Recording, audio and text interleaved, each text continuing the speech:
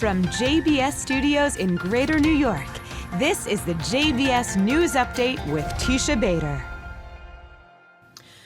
I'm Teisha Bader with the JBS News Update for Wednesday, January the 31st, 2024. Amid continued fierce fighting between Israeli troops and Hamas terrorists in Gaza, the IDF announced 4 casualties today.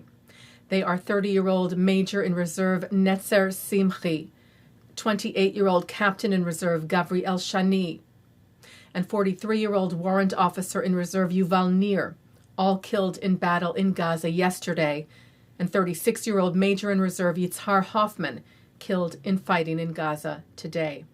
And Israel police announced the death of 24-year-old Sergeant First Class Ron Gavili, killed by Hamas terrorists on October the 7th.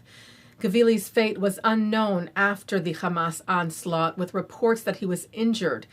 His death was declared yesterday by the chief rabbi and rabbinical and health experts based on updated findings and intelligence information, according to Hebrew media reports, determining that Gavili was killed while fighting against terrorists in the community of Alumim during the Hamas attack of October the 7th. His body is being held in Gaza.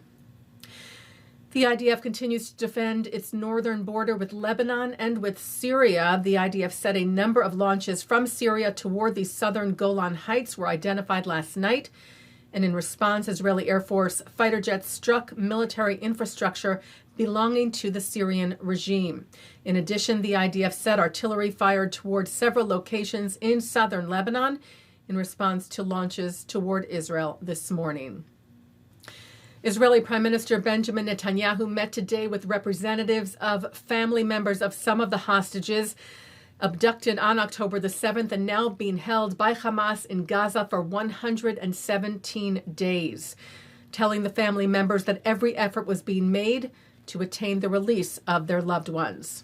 The Prime Minister stressed, though, the more discreet those efforts are, the greater the chances are for success, telling them, naturally, and for these reasons, I am prevented from sharing with you.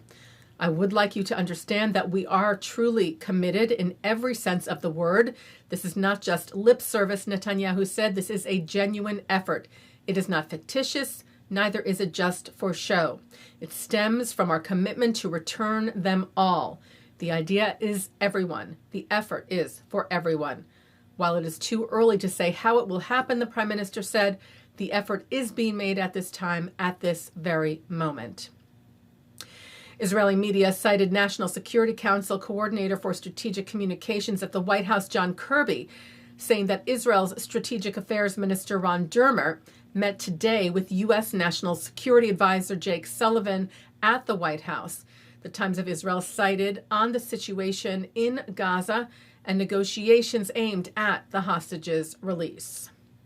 Sullivan yesterday met with family members of American hostages being held in Gaza. According to a press release, the families thanked the U.S. administration for its continued work to negotiate a deal that brings all of the hostages home, but urged that until there is a deal formally agreed to by both Israel and Hamas, the U.S., Israel, Egypt, Qatar, and regional allies must remain laser-focused on the ongoing negotiations and bring the deal to a close. Sullivan also met yesterday with Prime Minister Sheikh Mohammed bin Abdul Rahman bin Yassin Al Thani of Qatar, the White House said, to discuss the ongoing crisis in Gaza and their efforts to secure the immediate release of all remaining hostages held by Hamas.